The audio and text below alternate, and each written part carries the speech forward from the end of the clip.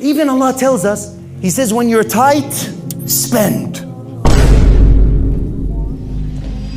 When things are tight, وَمَنْ قُدِرَ عَلَيْهِ رِزْقُهُ فَلْيُنْفِقْ. When it's tight, spend. Because Iman is not very logical. You tell me, when Allah tells Musa to throw a staff that's so beneficial to him, throw it. Why would I throw something beneficial? And what makes it even clearer, why would I grab something harmful like a snake? Because Allah's teaching him a lesson.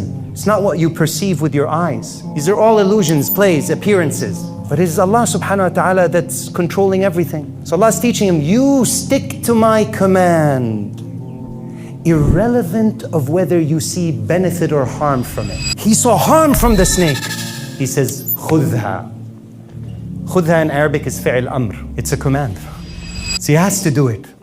আলহামদুলিল্লাহ, Osama আল শুরাফার একমাত্র বই আখিরাতের manual বাংলায় আসছে 10 জুলাই। এই বই শুধু পড়ার জন্য নয়, এই বই বদলে দেওয়ার জন্য।